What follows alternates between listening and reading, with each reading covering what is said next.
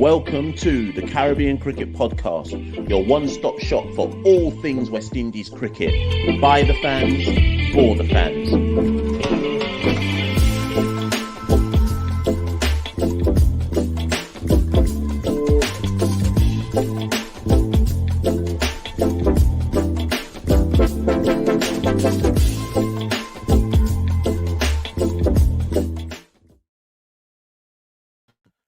Yes, ladies and gentlemen, welcome back to another edition of the Monday Night MashUp. I'm one half of the Caribbean Cricket Podcast, Machel St. Patrick Hewitt, and this is the live call-in show. So, yeah, this is definitely going to be a quick one. It's definitely going to be a quick one. Not a whole lot's going on in West Indies cricket at this moment in time, and I'll tell you something, I'm enjoying myself. I'm enjoying this lull. I'm enjoying this downtime. I'm enjoying not having to give a damn about anything. I'm enjoying relaxing. I'm enjoying my sleep. Still, what? I think we're 18 matches. I think we're 18 matches into CPL, and I'm enjoying my sleep, cuz. Yeah. I saw Russian Primus bowled a 13-ball over. I see Antigua and Barbuda Falcons still can't win no matches. I see St. Kitts and Nevis Patriots stinking up the joint. I see all of it. I see the highlights, but I don't care. I ain't really pre-ing that. I'm not really studying any of that. What's happened in CPL this year that you didn't already know? That's a talking point. What's happened in CPL this year that you didn't already know? In the Discord group, I don't even know if I can find it anymore. Let me see if I can find it. It's probably a few days ago. Should have had this prepped beforehand. So let me see if I can find the stats. So shout out Panda Steph. Panda Steph put these stats in the Discord group, but I don't even know if I can find it anymore. Let me keep going. These, man, every time there's a CPL game on, these are in the Discord group are going back and forth all night long because obviously they're up in the Caribbean. And this is what I'm doing back in the UK.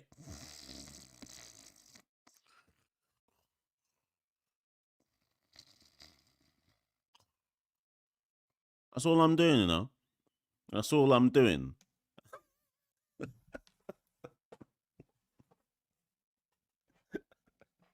and then I wake up. I wake up in the morning. I look at the Discord group and I just follow their conversation. I read their conversation from the night before to work out what happened in CPL and if it's worth me going to watch the highlights. So it all depends on what they say. Whatever they say in the Discord group determines if I actually bother to watch the highlights of any match. If they sound like a real madness took place, then I go to watch the highlights. And if it looks like they've gone to sleep themselves, then I know it's not anything worth watching. Anyways, I can't find... Oh, here it is. Okay, so here it is. I knew I'd find it. So these, according to... Panda Steph pulled the data. She pulled the data. This was before yesterday's match. These are the top... Is it 15? The top run scorers in CPL so far this year. Granted, some teams have played 7 games, some have played 4, etc. But anyways, these are top run scorers. Quinton de Kock, Carl Mayers, Evan Lewis, Mikael Louis, Johnson Charles, Andre Fletcher, Justin Grays, Fakhar Zaman, Casey Carty, Nicholas Puran, Shimron Hetmeyer, Ramanullah Gurbaz, Shakari Paris, Imad Wazim. So again, I ask the question, what have you lot learnt from CPL this year that you didn't already know? Because that list is down horrid. That list is down horrible, right? Then Panda Steph sent the top wicket takers in CPL so far this year. Anrik Nortje, Gudakesh Moti, Waqar Salam Keel, Sunil Narayan, Noor Ahmad, Hasaranga, Thiksana, Fabian Allen, Jason Holder, Obed McCoy, Shamar Springer, Imad Wazim, Imran Tahir, Dwayne Pretorius, Roshan Primus, Keshav Maharaj, Carl Mayers, Chris Green, Mohammed Amir.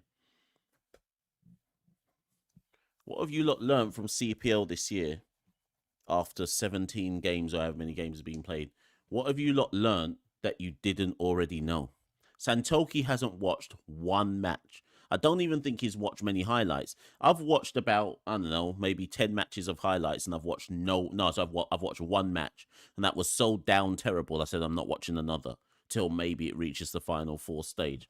And the thing is, this ain't even a CPL cuss-out show. I'm just like, well, what else has been going on?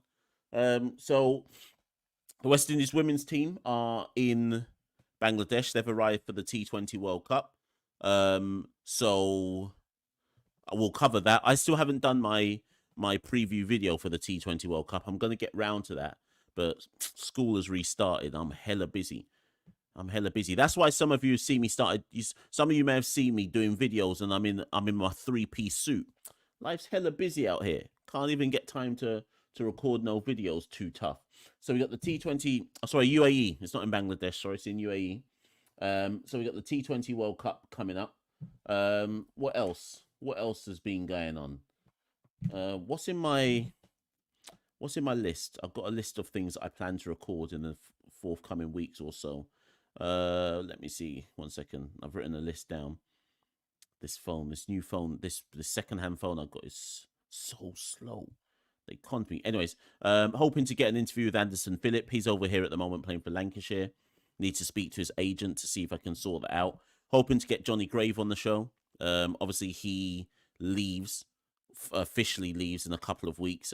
In fact, no, I think he may already have left actually, or leaves at the end of this month as CEO of Cricket West Indies. So hoping to get him on the show. And we've got a mailbag episode that we have to record. So there's at least 3 things, and then the West Indies women's preview. So there's at least 4 things that need to be recorded in the coming weeks. But I need to find the time. I'm struggling to find the time at the moment to record some stuff. So, money have to make, work have to go to, all of that. So anyways, it's a live call-in show. You lot can call in. You can set the agenda. You can tell me what you want to discuss. And yeah, we'll go from there. I feel to cuss off a few people, but let me just allow it in it. Like, I'm not happy with it. Let me just leave it. If one day I will speak my truth. Listen, let me put this link in the chat.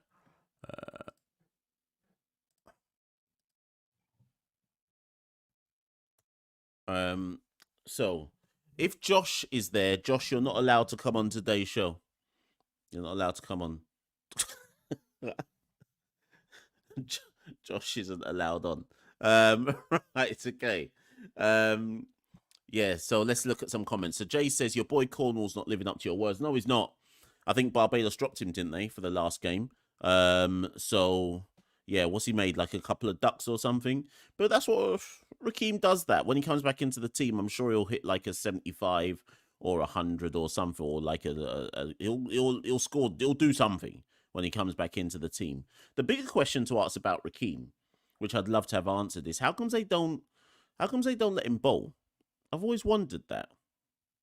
What specifically is it that they don't? What is it about Rakeem that they don't want him to actually bowl many overs?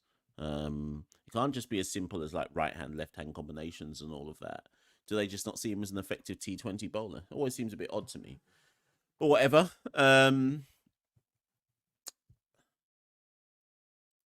Josh getting drops like Josh. Josh who? Josh De Silva. Has he even played the game? Has he played a game for St Kitts? I don't think he's played a game. I saw Jamal Hamilton get a game. So wait, who's Jamal Hamilton play? Boy, I don't even know. See, that's how much I don't even follow CPL. I don't even know who's on what team. Is Jamal Hamilton on Antigua? I don't even know who's on what team in CPL this year. So yeah, I know Josh ain't got a game though. I know that much. Why for that? Says CPL to me was the best since the horrible 2020 season. I don't really understand the syntax of that sentence. Are you saying that this year's CPL is the best CPL since 2020? Is that what that sentence means? Okay, I know that Fireball and Billy are in the background. Soon bring you in. I'm just bringing up some comments to see what people are saying. Sorry, I should tell you lot. There's a new theme show. New theme show. There's a new theme tune coming for the podcast. So it's in the studio at the moment. New intro, new tune, etc. So look out for the season premiere of that sometime this week, I would imagine. I got my guy. I got my guy Hyder working on that in the background, so that should drop soon. People probably hate it, but we move. It's time for a change up. We've had the same theme song and the same intro for 4 years, 3 years, whatever it might be, 2 years. I don't know what. Time to change it up. Brad says, I'm still trying to understand why Jewel Andrew got dropped last game. Yeah, no idea. Maybe they just wanted to give Jamal Hamilton a game, but they could have dropped any number of people for Jewel Andrew. So that, yeah, I'm with you. Didn't make a whole lot of sense, that. Joel Edwards says, franchise cricket is down bad. Look at the county championship and the Blast over the last week. In terms of how good the county championship and the Blast have been, I agree with you if that's the point that you're making there. Anyways, let's bring someone onto the show. Let's bring someone on. Let's bring on Fireball onto the show. Yes, the link to, for anybody else who wants to come on. Links in the chat, people. Let's go to Fireball. Good day, Mash. Good day. How you doing? I'm all right. During Down Bad CPL, I've been doing a little personal project, compiling a World T20 11. Okay. And I've noticed something very interesting. Only one West Indian makes the 11. Nicholas Porin. Okay. Have you got your 11 to hand? Yeah. My 11 to hand is Travis Head, Yaswal. Hold on. I'm going to write this as you're doing it. So, Head, gone. Head, Yaswal, Kohli, Sky, Porin, Stoinis, Tim David, Cummins, Sampa, Rabada, and Bumrah. Go from Porin again. You said that like my fingers can type quick. All right. Porin, Stoinis, Tim David. Okay. Stoinis. David, yeah. Cummins, Zampa. Yeah. Rabada, and Bumrah. Obviously, some people are going to cuss you for this. But it's right. So that, people, just for those who are listening, this is Fireball's let me just see if I put everyone in there. 1, 2, 3, 4, 5, 6, 7, 8, 9, 10, 11. That is Fireball's top or the best 11 T20 players in the world right now as of the 16th of September. Go on, carry on with your point. I'm not married to this list, so people can debate and drop who they want to drop, but that's not the point here. I've also been compiling the T20 innings these guys played, and Porin by far is the most T20 innings so far this year. Yeah. By far. Like, second best is white ball only player Stoinis, 43. Porin plays 49 batting innings. I haven't realized how much down bad leagues Porin is playing now. Jeez. He plays everywhere. Yeah. So is the point here that you're saying that is this to highlight the fact that not many West Indians get into this team, or is it to highlight how good Nicholas Porin is? It's to highlight that Porin's the outlier here as the only world-class T20 batsman we have, as well as the only outside of all these these other nations. Porin plays almost every single down bad franchise league. You won't see a Travis Head play in the Bangladesh League, for example. Okay, yeah. And but what do you think?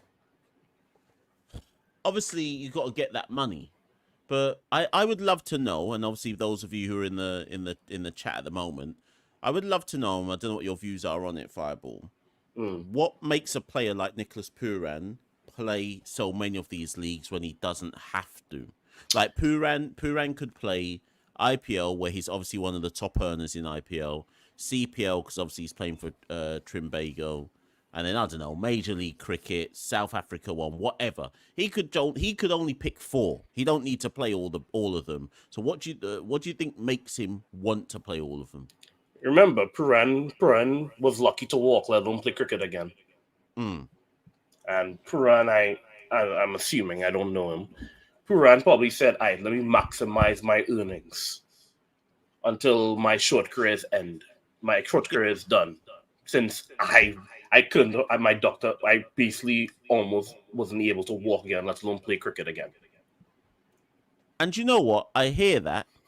Do you know what? I just checked. I was about to say to you, but Puran's only 29, but Puran actually turns 30 next month. I didn't even realize, There's me about to say Puran's a youth man. He turns 30. He turns 30 next month.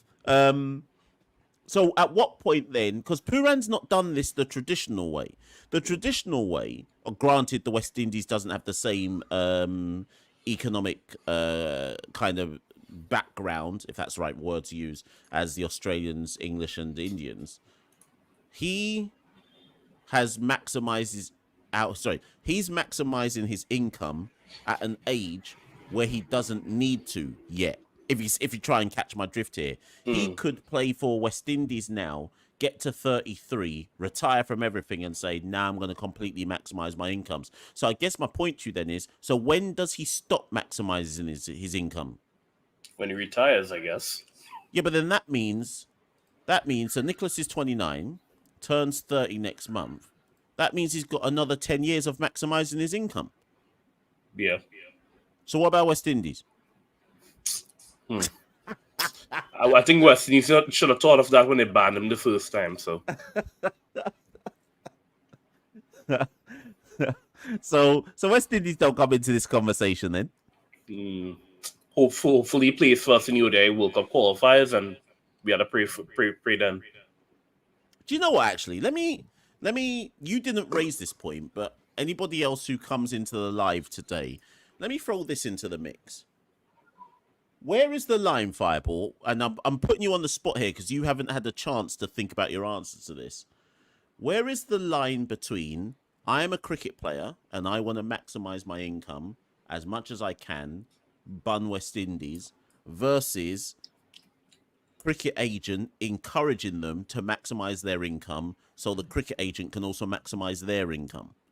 Do you get where I'm coming from? Because what you can maximize your income and play for West Indies. The two things aren't they're not going in different kind of streams here. I don't understand why it has to be treated as if they're two different things. I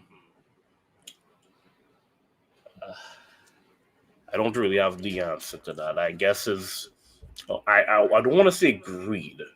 Well, not on Puran's end. I don't believe it's on Puran's end, but his agent probably saying, "Let me make the most amount of money I could possibly make," which is the job of the agent. But I think Puran is saying, "All right, West Indies could ban me or drop me at any point in time. They've done that already.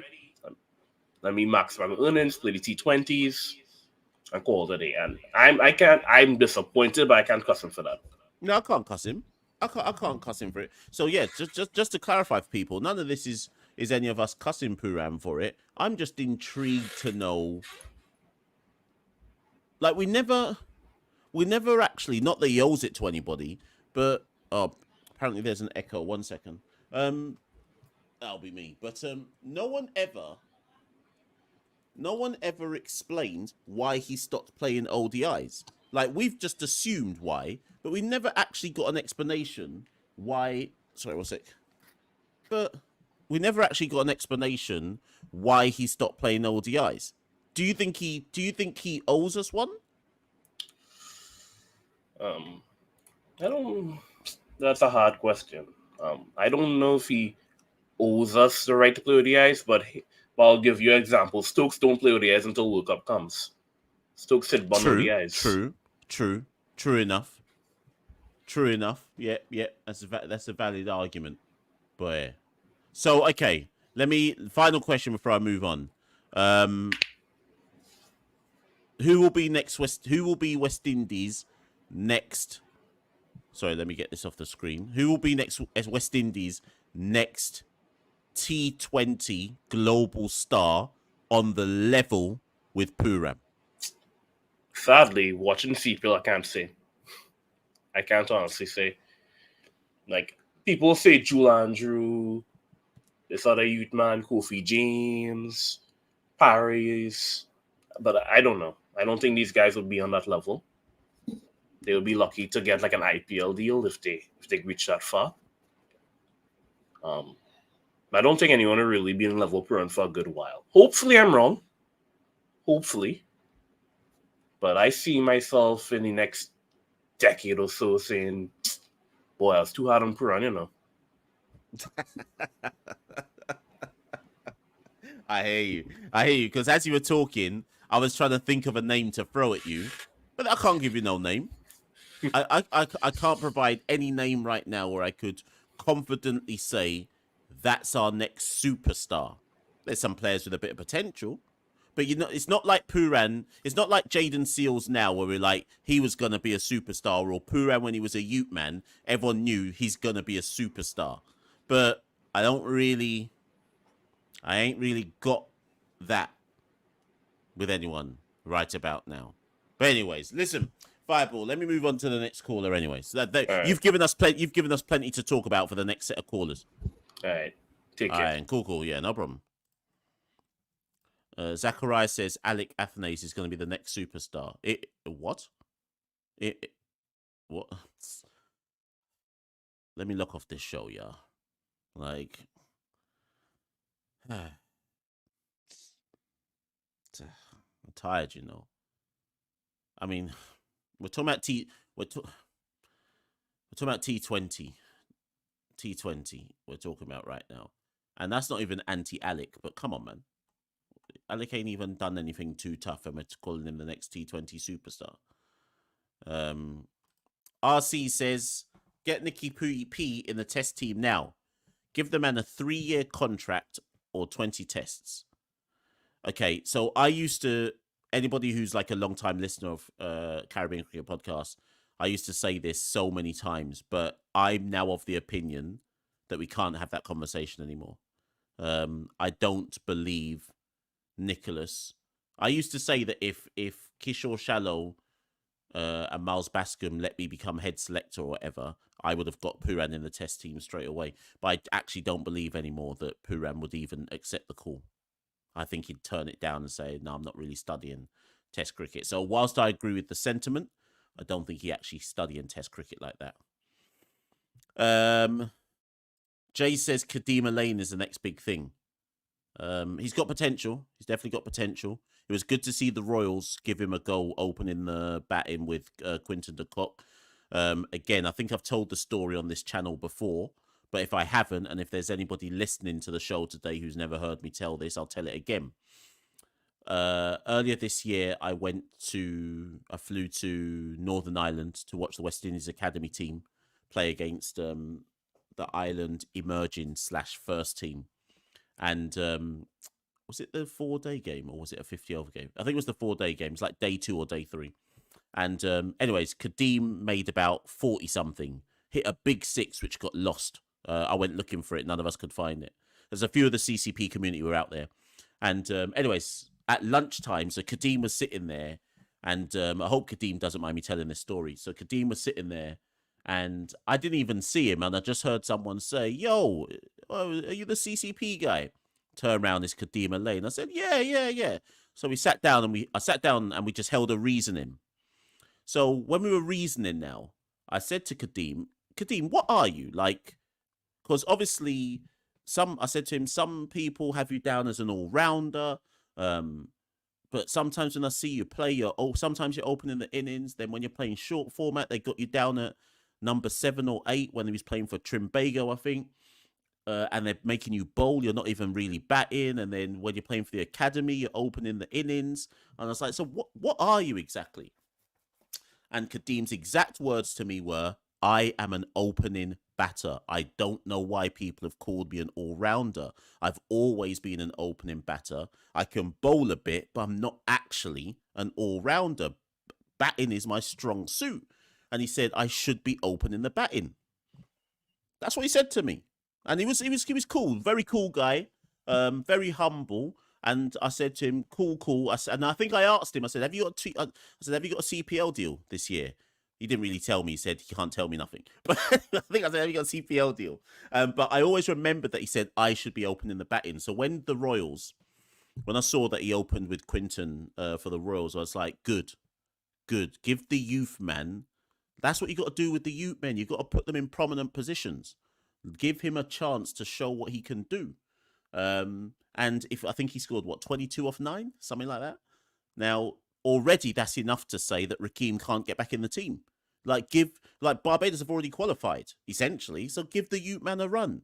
Give him a run of 4 or 5 games, whatever it might be, opening the batting with Quinton. There's nothing to lose because they've already qualified. That's what I'm talking about.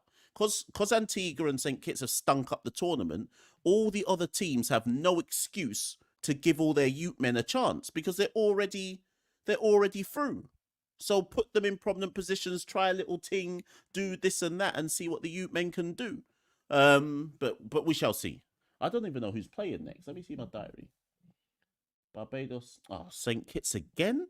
Oh, God. Them men are playing all the time. Oh, God, St. Kitts. It's best they send that team home, you know. But, so anyway, it's Barbados. It's Barbados versus St. Kitts tonight. And then tomorrow, obviously, is the big one, Trinidad versus Guyana.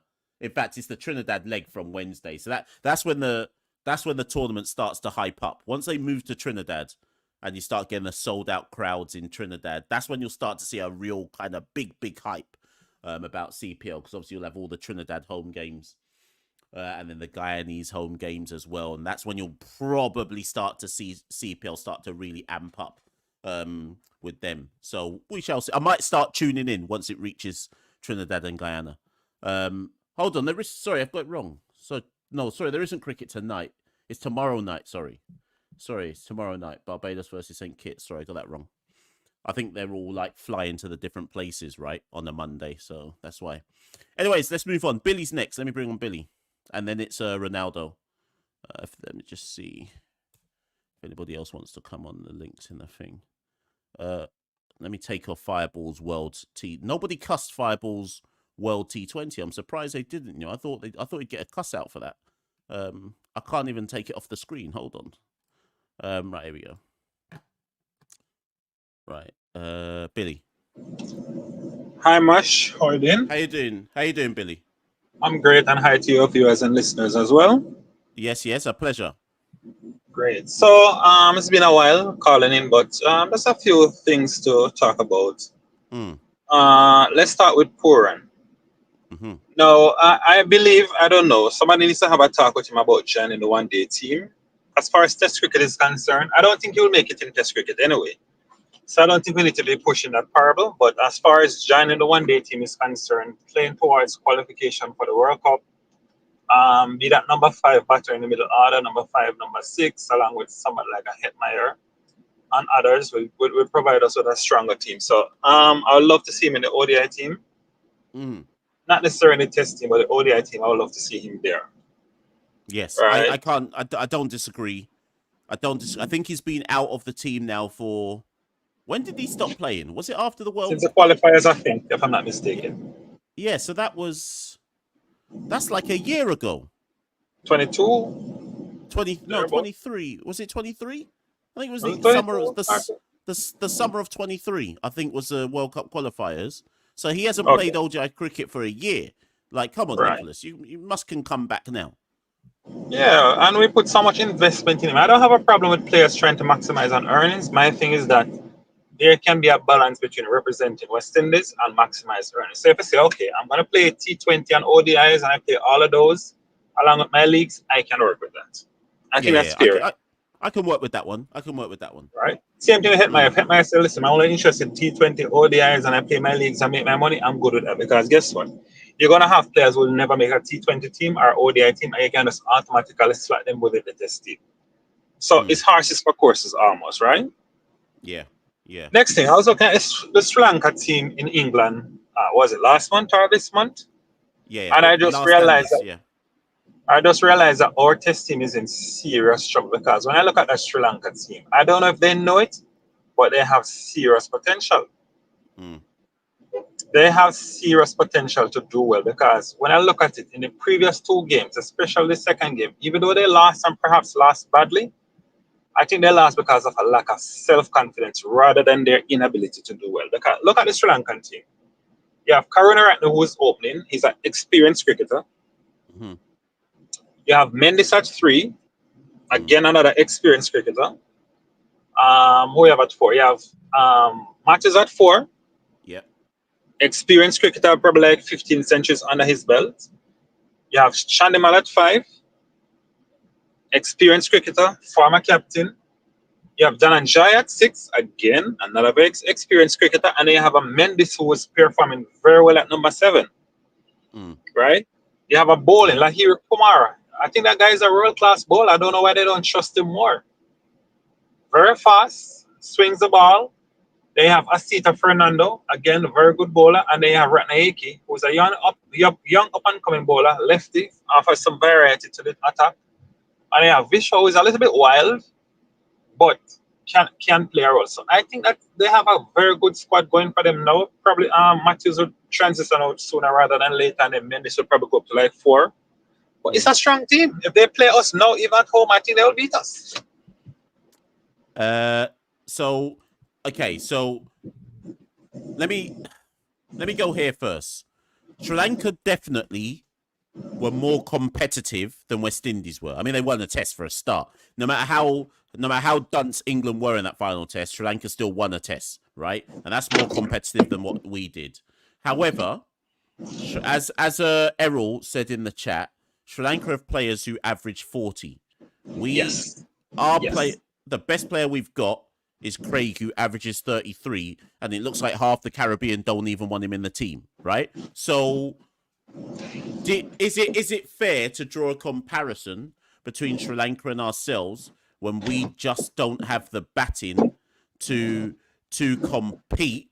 Or should West Indies have performed better given how Sri Lanka performed? Where do you kind of draw the line on that? I'll say both. First, I think the West Indies should have performed better.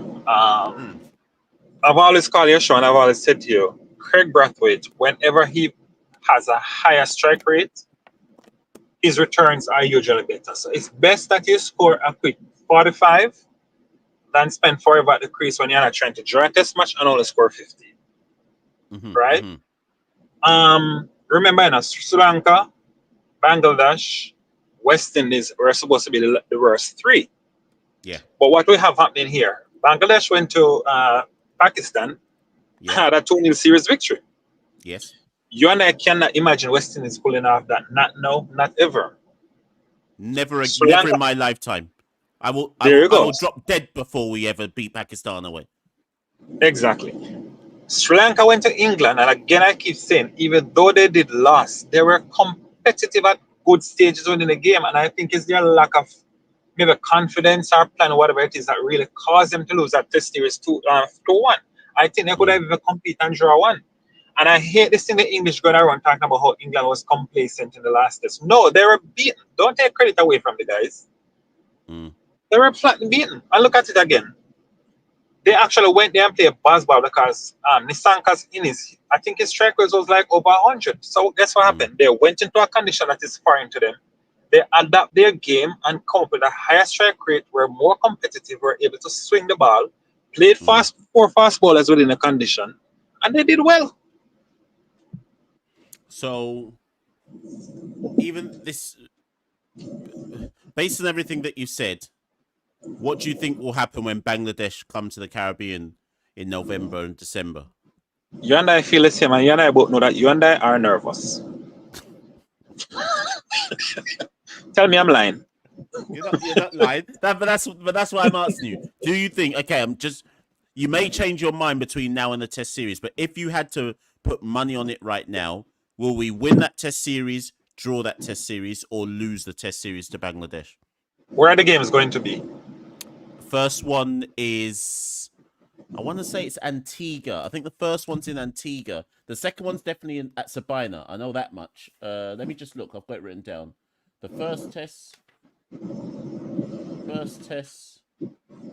Yeah, first test is Antigua. Second test is Sabina. So Antigua should actually be flat. You'd imagine Antigua would be flat. Jamaica, you would expect a result in Jamaica. So 1-1. 1-1. Yeah. I think they're going to win in Antigua, and we may win out here. 1-1. Okay. Because if we drew 1-1 with Bangladesh, would you see that as a disappointing result? I would see that as an exciting result because, again, let's look at the Bangladeshi team. We have, let me just see, I can remember them from memory. We have Mommy Mole. Yeah. I think he's at 4, experienced cricketer. You have Mushfiqur Rahim. Yeah. Experienced cricketer, I think he's at 5, if I'm not mistaken. You have Shakib, world-class all-rounder at number 6. Yeah. Shanto, the wicket keeper. Yeah, you're missing out Liton Das as well. No, I don't touch a captain. I didn't really touch a captain. Oh, Okay. yeah, Liton Das is yeah, you're right. Liton Das is a keeper. Liton Das, I actually meant to say, yes. Liton Das, who is putting runs on the board at number 7. Guess who is number 8? Who's that? Mehdi Hassan Reyes, who is a new Shakib. That guy is a serious cricketer. So what you're saying to me is, but then Bangladesh's fast bowling has improved. So what would you tell the grounds people to prepare, knowing Fast. Bangladesh Fast, because they can perform on flat wickets like which was in Pakistan. Okay. And they have the spinners for turning conditions, and we don't. So our best option is that I think our fast bowlers is better than theirs because their fast bowlers are very young, right? So our best option, I think, is to go fast for fast wickets. So we have guys like a Joseph, a Roach, who can get some pace, even though Roach is not that fast these days. And take it from there, and then you have Jaden Seals as well. So I think our best bet is to go for a fast grassy wicket. And please bring back Chase in the test team. You know what? Right. You've had your time now. Let me just lock you off the show. Take me on. Let's take on each other.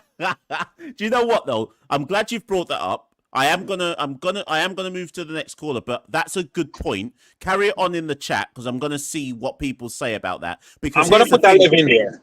Here's the thing, Billy. I don't disagree with you. I actually think there's an argument to say Chase should come back. But I'm going to go to the next caller. And maybe we'll continue that one. All right, thank you. All right, then. No problem, Billy. Take care. So hear me out, people. I actually think Billy's got a point. I do think Billy's got a point. Now, people are going to say to me, but Mash, what has Chase done in red ball cricket recently? I think he played in the last West Indies Championship. Did he not take like 10 wickets and score 100 or something like that? I swear he did. I think he only played like 2 games of Barbados or something, but I know he got runs and I know he took wickets. But I'm not even using that as a justification for why Chase should come back in. I just think Chase has been consistent over the last 6 months to, let's say 6 months to 9 months, whatever it might be, across all formats. I think he's just being consistent. And when you look at our top 7, we lack an experienced batter. It's as simple as that. So if you look at our team again, our test team, it's Craig, Machel Louis.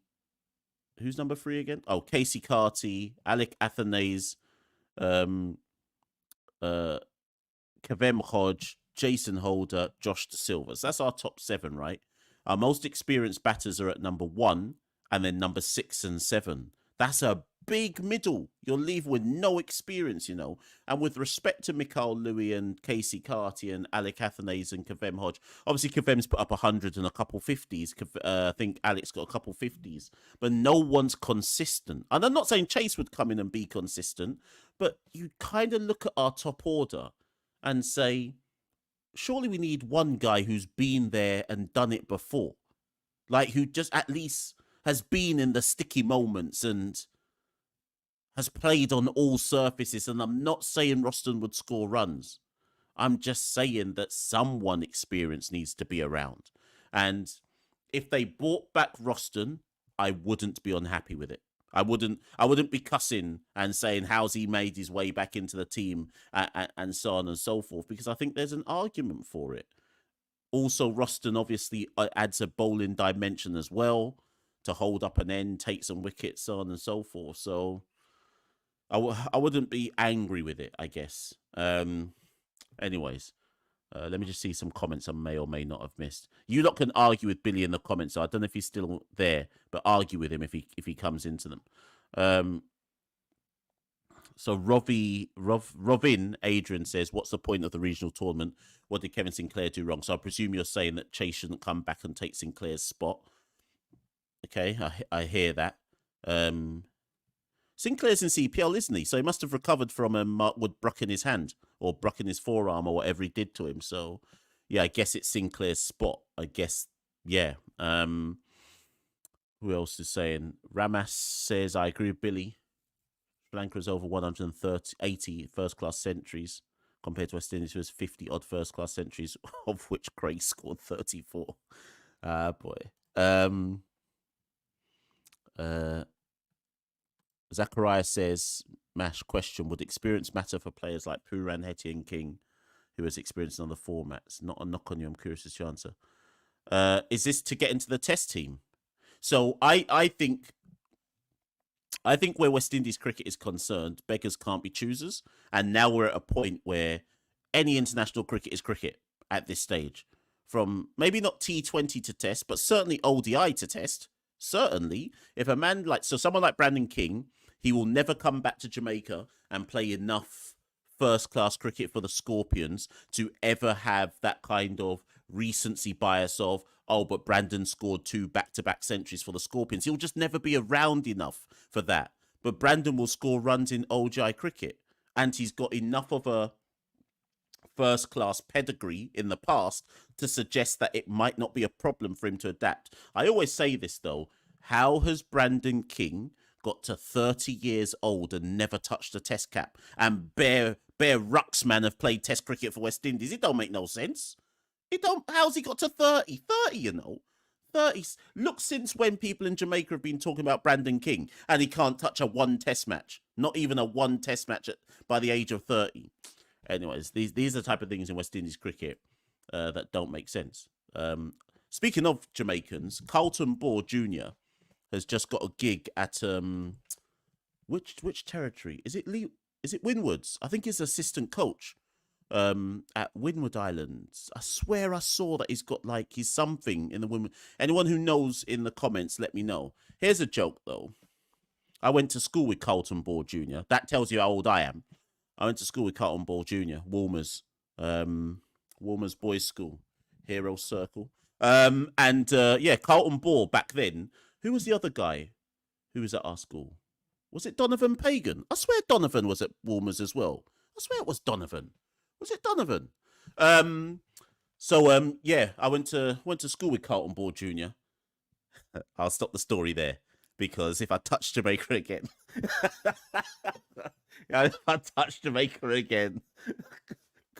Carlton might lick me down with a bat still. So let me carry on the story. Okay.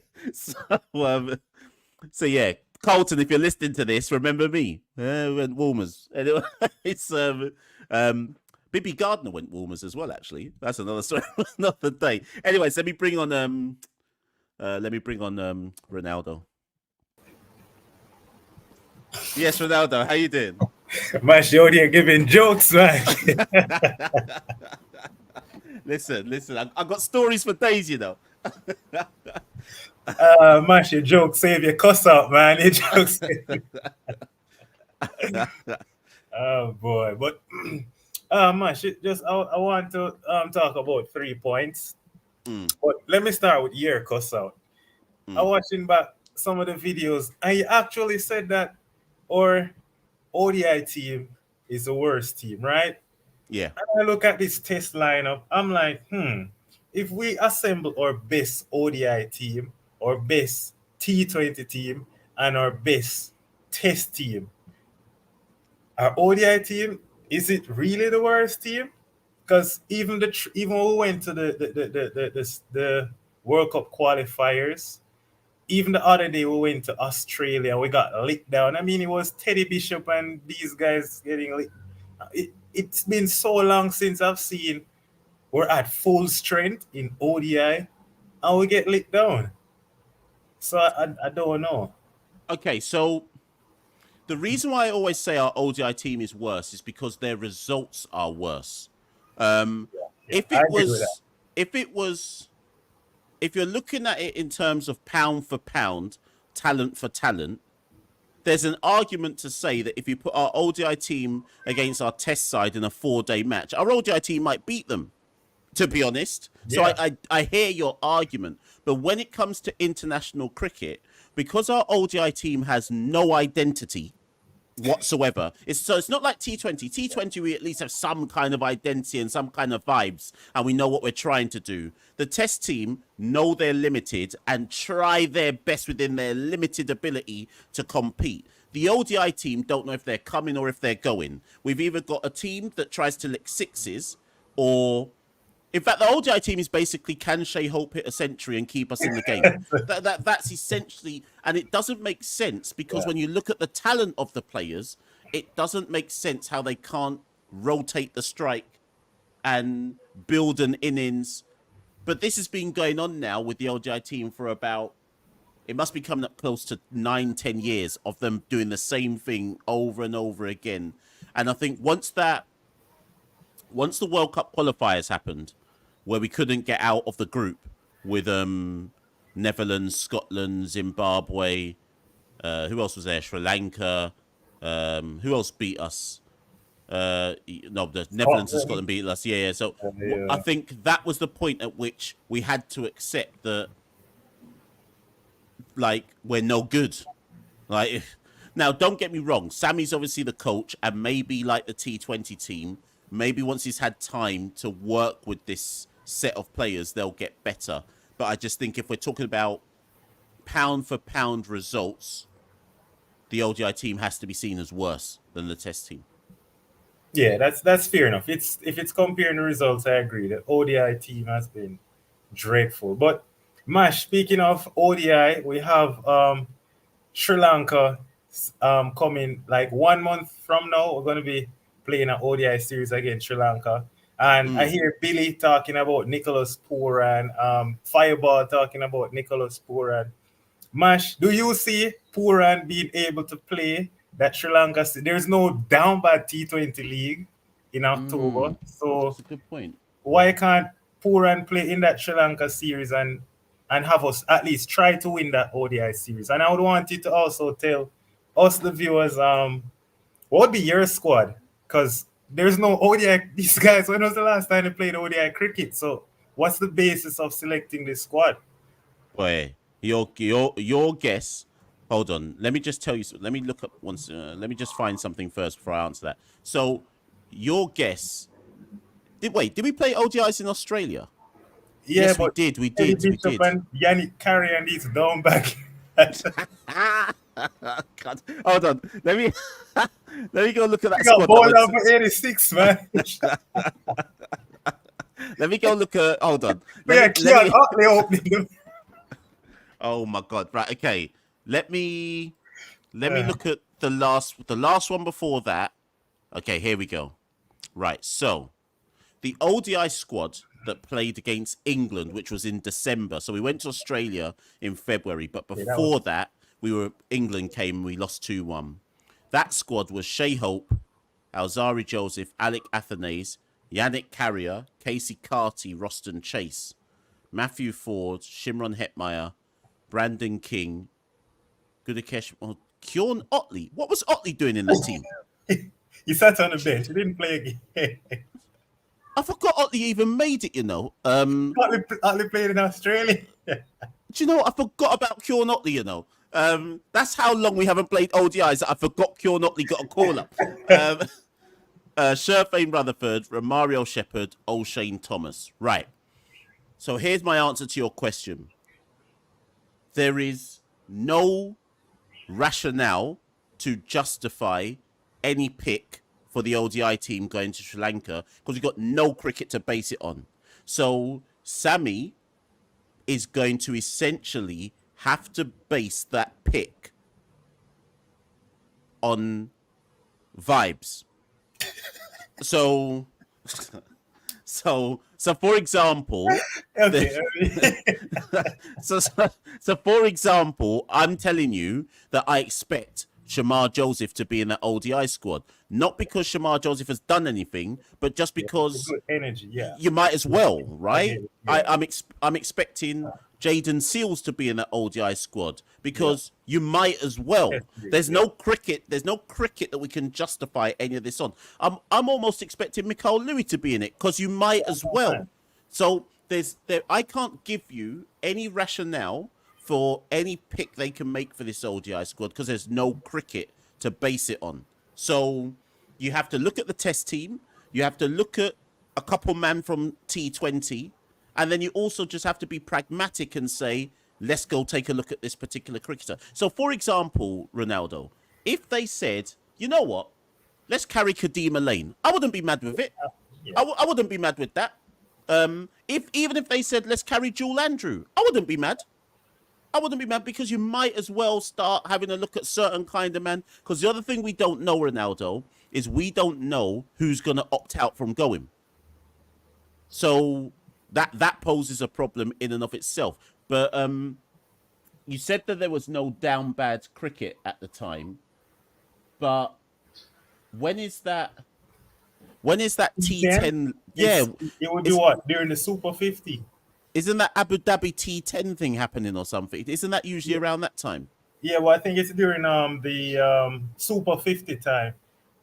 Oh, okay. Yeah, because Super 50 starts after the Sri Lanka. Yeah. After Yes, you're the right. Sri Lanka. After the Sri Lanka tour. Okay, cool. So, in theory, the last T20 against Sri Lanka is on the 16th of October. The first ODI is on the 20th of October. So, a lot of that T20 squad, you would think, should naturally be going straight. Shouldn't even be flying home. They should make up a large majority of that ODI squad. But it'll be interesting to see how Sammy treats it. Jay has put here that there's a Zimbabwe T10. Oh yeah, Evan Lewis was there last year. I need to look at the dates of that, but does that Zimbabwe T10 clash? See what I mean? Like there's always some down bad something somewhere, you know. So people like I think Joshua Bishop's in that T10 or something like that. So there's always something. There's always something there, you know. But anyways, we'll see. It'll be very interesting to see how Sammy and whatever the selectors are at the time, how they approach picking the squad for that ODI team, because it could be anybody, literally anybody. My second question: how do you if Porin, Hetmeyer,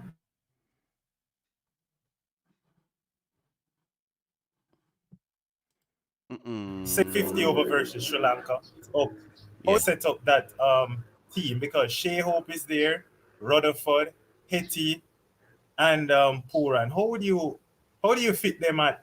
Ideally, they want to be at 3, 4, 5, but how does that work? Because we haven't had all three of them in a long while. Who are your openers? I guess we'd have to go with Kia Hartley. Okay. No, because the openers Alec might be Alec. Yeah, Alec and Brandon King, maybe. Is King not injured? Yeah, well, who knows? Okay, fine. I'd probably say Alec and Machel Louis. So, if the only reason I asked that is if you don't have Hope opening, then it means you've got Hope at 4, right? So then, if just argument's sake, let's say Hope's not opening, that means Hope is number 4. If Hope is number 4, Porin should be 3. Yeah, I agree with that. So Porin should be 3, Hope should be 4. Hetmeyer, if they're persisting with him, should be 5. And I guess I would say that there's no guarantee that Rutherford plays in my team, in my ODI team. Just because then you're starting to think about people like Roston Chase and like balancing it out with a spinner and so on and so forth. So it's all about the balance of the side. So I'm not sure. I need to look at it properly, but off the top of my head. Casey Carty? Oh, Casey Carty. So I forgot about Casey. Okay, so let me start again. Alec and King, Party probably 3, Hope 4, Puran 5, Hetmeyer 6, or Rutherford or whatever. And then you're making up your rest of your team from there. So assuming one of Puran or Holt would be the wicket keeper. So then you have like Chase at 7 and then your bowlers after that. Something like that. But again, I need to think about this properly. I'm just trying to think off the top of my head because I forgot that Casey Carty is established in the team. So he's definitely playing. So I'll think about it though. I'll have to come next week. I'll come back to you with some answers on that. Okay, sounds good. Looking forward to that. And finally, Mash, talking about test team. Like I hear Billy mention getting Roston Chase back in, and you're sort of hinting at agreeing with it. I agree with it, sort of. But as I don't remember who pointed it out, Sri Lanka having batters averaging over 40, Kamindo and all that. Even their number 7, he's averaging 40. That's crazy. Mash, you read out the top 6 a while ago. And I had to die. I couldn't hold back the laughter. I'm like, who in our top 6 is intimidating for a bowler to run in and bowl at? If I'm a bowler from Bangladesh or Sri Lanka, Mash, who is it in that West Indies top 6 that you couldn't even remember 2 of the guys? Like Kavem Hodge, Ali. No disrespect, they're talented players. We like them. That's how we support our team. But who in that top 6 is really like world class or feared? Yeah, we know Brathwaite, but he's going through a rough patch. But in that top 6, what can we do to shake up the top 6 so that we have at least 2 world class batters, Mash? Because Bangladesh, they have world class batters in the top 6. Pakistan, I've got an answer. Everybody I've got an answer. I've got one. I've got an answer to this. It's going to shock some people. If West Indies wanted to pick a batter who the opposition would be like, we've got to get this guy out, like he could be a problem. I can't believe what I'm about to say, but I'm being deadly serious. Yeah, say it. You have to recall Shea Hope and put him in the middle order. Not because Shea Hope has a test record to speak of, but because Shea Hope has 16 ODI centuries. And that means that international bowlers recognize him as somebody who can actually construct an innings. And then forget the fact he only averages 25 in test cricket. Add in his 2 test centuries as well. That man has 18 international centuries. That's better than Craig's 12 international centuries, right? Yeah. So whilst I get the obvious argument to say, well, but what has Hope done? There's an aura. Rightly or wrongly, Shea Hope has an aura. So he's the only batter you could insert into our team that the international bowlers would go, yeah, this guy can bat. We have to try and get him out. That's my answer to that question. I agree. I would love to see that, Mash, for the Bangladesh series. So upon leaving, I'll make my exit now. Mash, I just want to leave by saying, answering Fireball, you're asking him who's the next T20 superstar. He's already here. It's Shimron Hetmeyer. Do you know what? I thought you were going to say it was you because it looked like you're ready to rotate strike.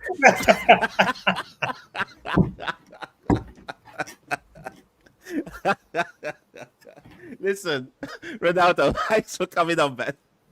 Thank you, man. Cheers. Yeah, no worries. Take care. Right, people. Listen, it's been a short, sharp, quick one. It's been a short, sharp, quick one. I'm about to wrap this up. We've reached the hour mark. This is how the shows should go. Like a quick, short, sharp hour. Get some people on the show, talk some stuff, and go from there. Listen, I'm going to wrap it, people. That was good because, to be fair, when I started today's live, I was like, there's nothing to talk about. Like, nothing's really happening. But that was I like that one. I enjoyed that one. I thought we had a good little chat there about various different things. Thank you to everyone who came on, as ever. On your way out, like the video, share the video, subscribe to the Caribbean Cricket Podcast, put it in the WhatsApps, put it in the Facebooks, put it on Insta, on TikTok, Snapchat, OnlyFans, Discord, all of that. Do all of that. OnlyFans, _ Caribbean Cricket. Yeah. Go twerk that one. Right. Ladies and gentlemen, I've been Machel St. Patrick Hewitt, one half of the Caribbean Cricket Podcast. I'll see you next week. Same time next week. Later. We rule the cricket world. Now the rules seem coming. Welcome to the Caribbean Cricket Podcast, your one-stop shop for all things West Indies cricket.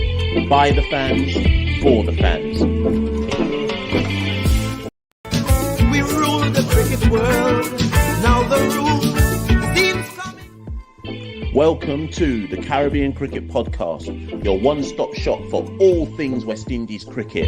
By the fans, for the fans.